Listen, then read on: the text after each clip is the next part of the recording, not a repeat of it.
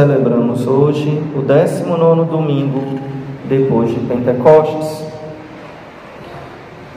No Evangelho da Santa Missa deste domingo, Jesus nos conta esta parábola de um rei que quis fazer uma festa de casamento para o seu filho e mandou chamar os convidados. Uma festa é algo difícil de recusar, ainda mais sendo a festa do rei. Imagina a honra de entrar no palácio real, de estar na presença de Sua Majestade. Então, a parábola, ela mostra algo bem estranho, se a gente pensar de forma humana. Como pode os convidados rejeitarem o convite, para participar do banquete de casamento do príncipe? Não faz sentido isso. No entanto, Jesus vai explicar, contando essa história, que os convidados não só rejeitaram, mas foram fazer coisas do dia a dia, se ocuparam com suas atividades normais, não fizeram caso do convite, foram trabalhar, foram fazer suas coisas para os seus negócios. E pior ainda, alguns convidados xingaram os servos que foram chamá-los para a festa, bateram neles e até mesmo mataram alguns destes servos. Jesus continua na parábola dizendo que o rei encolerizou-se e mandou seus exércitos exterminar aqueles assassinos. Com muita razão, nós podemos dizer que ultraje ao rei, que falta de respeito. Mas vejam, o que é interessante é que o rei não estava convidando, ou não estava mandando eles para uma coisa ruim, não estava convocando para uma guerra, não estava expoliando os bens deles, ou dando uma ordem muito difícil de ser executada. O rei estava convidando para uma festa, comer e beber de graça, ficar, como eu falei, na presença da corte. Como pode uma recusa desta? Então, depois desses primeiros, o rei mandou aos servos irem às esquinas das ruas e convidar para a festa todos os que encontraram. A gente pode supor que os primeiros convidados eram aqueles que tinham mais o direito de participar. Eram pessoas que talvez tivessem mais condições, talvez nobres, enfim, pessoas que fossem até mais dignas de estar na presença do rei. Mas como eles não quiseram, então o rei disse: então vocês vão agora e chamem todo mundo. Eu quero que a festa do meu filho esteja cheia de gente. Então começou a chamar todo mundo que viu pela rua, quem estava na praça, nas esquinas, sem fazer nada, e convidou: vamos, a quem não vai, né? Então esses acabaram indo. Os primeiros talvez se achassem muito ricos, muito preocupados com seus campos, com seus negócios, né? Não deram muita importância ao convite. O segundo grupo eram pessoas humildes, pessoas pobres, pessoas necessitadas, e que aceitaram o convite, né? Ficaram muito felizes, talvez. Nossa, eu ir para a presença do rei, eu entrar na festa de casamento do príncipe, quem sou eu, né? Se sentiram até muito lisonjeadas e foram para a presença do rei. Essa parábola, Jesus está falando para os judeus, e eles entenderam de uma forma, e a gente precisa entender também o que é que ela nos diz. Os judeus eram os primeiros convidados, aqueles aos quais Deus revelou a sua palavra por primeiro. Jesus conta aos príncipes dos sacerdotes, aos fariseus, aos líderes do povo, como se dissesse para eles: vocês são os primeiros convidados, foram, mas vocês rejeitaram participar dessa festa. Qual é a festa de casamento? É o reino dos céus. O reino dos céus. Deus, através do seu Filho Jesus, faz as núpcias com o seu povo. O casamento, a aliança, é com o povo. É a primeira aliança. O povo rejeitou. Por isso que ele quis fazer uma nova e eterna aliança. Um novo e eterno contrato de amor, de salvação, agora sim, definitivo. Então, por que os judeus rejeitaram? Deus mandou os servos chamarem todos os que se encontrassem. Então já não eram mais aquelas pessoas da nobreza. E aqui, quando Jesus diz que os servos vão às ruas e praças chamar a todos, significa que todos são convidados ao reino dos céus. Não são mais aqueles que pertencem àquela raça, os judeus, os israelitas, mas agora todos nós, que somos atingidos pela mensagem do Evangelho. Quem são os servos? No Antigo Testamento eram os profetas, e agora os servos são aqueles que anunciam a palavra de Deus na Santa Igreja, aqueles que pregam o Evangelho, que anunciam o Evangelho. E a Igreja, nesses 2000 anos, tem feito isso, chamado as pessoas a participar do banquete, da festa de núpcias no reino de Deus. Mas continua, e aí eu queria que a gente entendesse da nossa forma. Os judeus entenderam que aquilo ali era para eles, eles rejeitaram, mas aqui temos que entender da nossa forma. Nem todos aceitam esse convite, nem todos, muitos são chamados. A igreja continua chamando. Quantos missionários foram mortos, foram ultrajados e são até hoje em lugares em que o Evangelho é rejeitado? São presos, são perseguidos. Os cristãos sofrem muito nos países comunistas, nos países muçulmanos, por exemplo. Esses dois são os que mais perseguem hoje. Porém, mesmo aqui no nosso Brasil de Nossa Senhora Aparecida, amanhã vamos celebrar a festa de Nossa Senhora. Mesmo aqui no nosso país, o Evangelho é ultrajado. Mesmo aqui, nesse país que a gente diz católico, as pessoas têm perdido a fé e têm vivido cada vez mais ocupadas com as suas coisas e não querendo se ocupar com as coisas de Deus,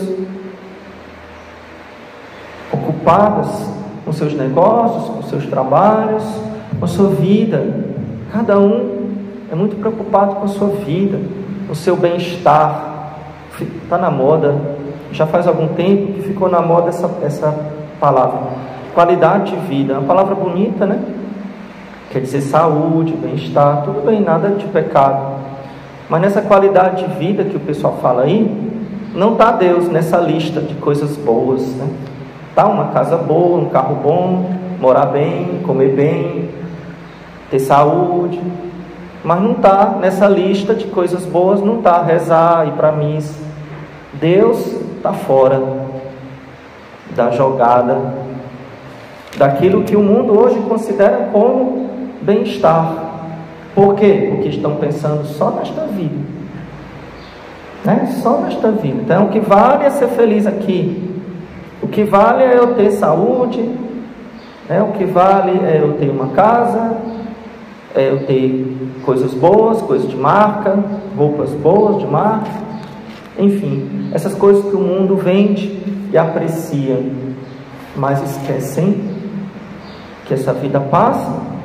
Se esquecem que a verdadeira felicidade é servir a Jesus, é estar com Deus, é pensar no céu, no reino dos céus. Nós não somos feitos para este mundo, mas para o reino dos céus. Em primeiro lugar, o reino dos céus, tudo o mais vem em segundo lugar. Então, hoje o Evangelho, ele é sim ultrajado. Hoje os servos de Cristo são também perseguidos. Eu não falo só dos padres, falo também dos leigos, né, das famílias que querem viver a fé, às vezes recebem deboche, né, acham que não precisa disso. A gente escuta da própria família: para que esse exagero? Falta-me isso uma vezinha, olha aí, vai chover. Inventa, né, uma desculpa: para que isso? Né? A senhora é muito radical, é fanática, vive rezando, para que isso? Então o mundo critica muita gente.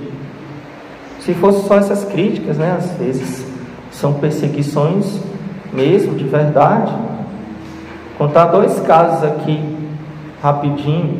Esses últimos dias, um padre que luta muito em favor da vida, contra o aborto, o assassinato das crianças, ele ganhou uma causa.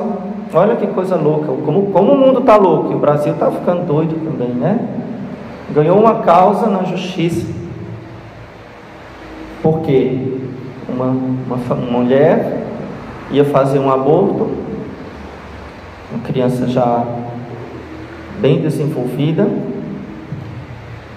e ele denunciou que aquela clínica, aquele médico, eu não sei exatamente a história com os detalhes, vou contar só. Aquilo ali era contra a lei, porque no Brasil aborto é contra a lei, né? E ganhou a causa, e a mulher não matou o filho, teve o filho. Aí depois a mulher processou o padre porque ela teve o filho. Não dá nem para... Parece que eu estou falando uma frase errada, né? Mas não estou falando a frase errada. A família processou o padre porque não matou a criança. E a justiça, entre aspas, do Brasil deu ganho de causa à família.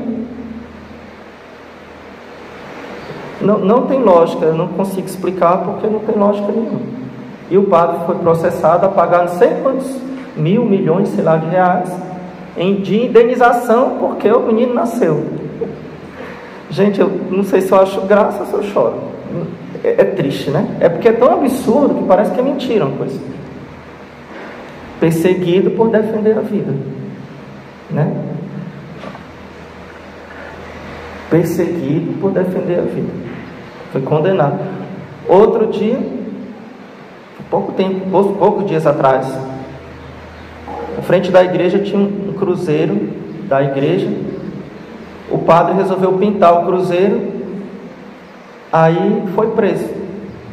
Chegou o camburão, levou o padre preso, porque o padre pintou o cruzeiro na frente da igreja, que não era para pintar, porque o cruzeiro, sei lá, era de onde, não sei porquê. Inventaram uma desculpa para prender o padre. A prefeita que era comunista. Complicado, né? Complicado. E por aí vai, né? Se a gente pregar contra, e eu vou pregar, né? Contra o casamento gay, capaz da gente ser preso. Complicado, né? Vocês me deixam um pratinho de comida lá na delegacia se eu for preso, tá bom? Mas não vou dizer que é certo ou que é errado. Ué, o certo é certo, o errado é errado. Mas o Evangelho, ele não é aceito mais no nosso mundo, e a gente começa a ser perseguido dentro de casa, nas leis do país, né? Na sociedade. Rejeita cada vez mais o Evangelho, rejeita cada vez mais a fé. Mas nós precisamos ficar firmes. Deus nos convidou para o banquete do seu Filho, que é o reino dos céus. Mas eu queria terminar dizendo uma coisa: a Santa Missa, ela é o ensaio do céu. Se eu não aceito o convite de Deus para o banquete, o sacrifício do seu Filho, que é a Santa Missa, como é que eu vou querer ir para o céu? Se o céu é uma missa que não tem fim, o céu é uma missa que não tem fim, que não acaba, é eterna, só que a gente não vai ver escondido. Aqui Jesus está escondido na hoste. A gente vê a hoste, mas é Jesus, né? Jesus está escondido, visível só pela fé. Lá no céu ele não vai estar escondido, a gente vai ver ele. Claro, é muito melhor, né? Mas é o mesmo Jesus que está na hoste que vai estar lá no céu com a gente. Então, muitos são chamados para participar do reino dos céus, como eu disse, e aqui a missa já é o sinal na terra daquilo que será a festa do céu. Nós participamos aqui na terra, na missa, um pouco do que será o céu. Mas muitos são chamados, todos são chamados, mas nem todos aceitam esse chamado de Deus. Eu sei que nós estamos vivendo uma situação um pouco difícil agora, por causa desse vírus que nos impede, né, de estarmos lotando a igreja. É verdade, mas o vírus não pode ser desculpa. Tem muita gente que bota desculpa, estão colocando desculpa para não vir para a missa.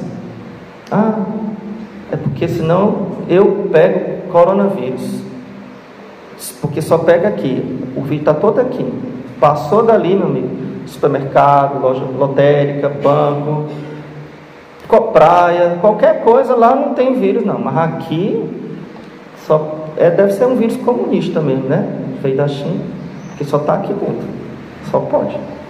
A pessoa vai para todo canto, mas para cá não vai, aqui não, aqui pega, não sei, será que é o padre? Ou será que passando daquela porta ali começa a pegar, não sei. Não pode ser desculpa, não pode inventar isso, né? Então, porque também não é de hoje, né, que as pessoas não estão vindo, não é de hoje. Claro, graças a Deus, aqui na nossa paróquia, nós não temos tanto esse problema, acredito. Pelo menos aqueles que sempre frequentaram lá na nossa matriz, né, lá em Pádua. O padre Ivoli teve que aumentar o número de missas, que não estava cabendo, graças a Deus, né? Mas cada um é que deve olhar para dentro de si, se realmente eu estou ouvindo o convite de Deus para participar do reino dos céus. Padre, mas eu sou muito pecador. E aqui a parábola nos dá um consolo, porque o rei, ele manda chamar todos que estão nas esquinas, nas praças, todo mundo. Não é só aquelas pessoas bonitas e bem vestidas, são os pobres. E se a gente olha para o lado espiritual, os pobres são os pecadores, né? Porém, e aqui a gente termina, Jesus diz uma coisa no final que é importante: os servos saíram pelas ruas e reuniram todos os que encontraram, e a sala do banquete encheu-se de convidados. Quando estava todo mundo, o rei entrou para ver os convidados e viu ali um homem que não trazia a veste nupcial. E o rei perguntou: por que você está aqui e não está vestido com a veste nupcial? Ou seja, a veste adequada para o banquete, para as núpcias. Mas ele não respondeu nada. Se ele tivesse falado: ó rei, me perdoe. Ó rei, eu não tinha roupa. Ó rei, eu, sei lá, fosse humilde, né? Ele não disse nada. E o rei colocou ele para fora. O que é que significa isso? E aqui a última coisa que é muito importante: não adianta estar de corpo presente. É preciso que esteja aqui na igreja também o meu coração.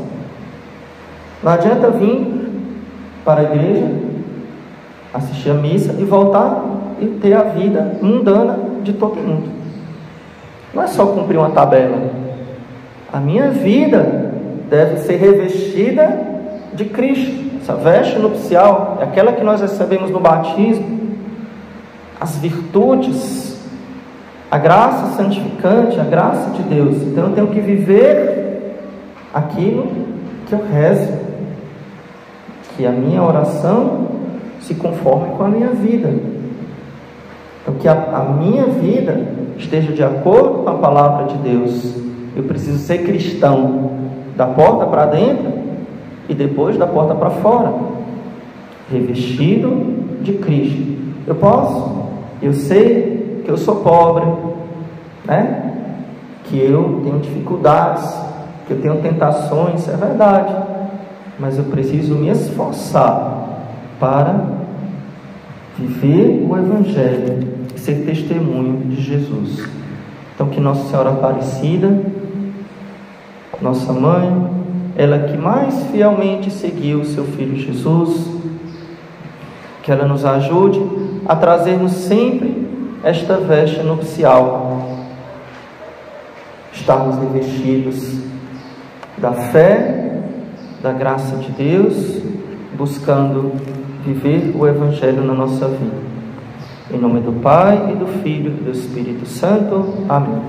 Louvado seja nosso Senhor Jesus Cristo.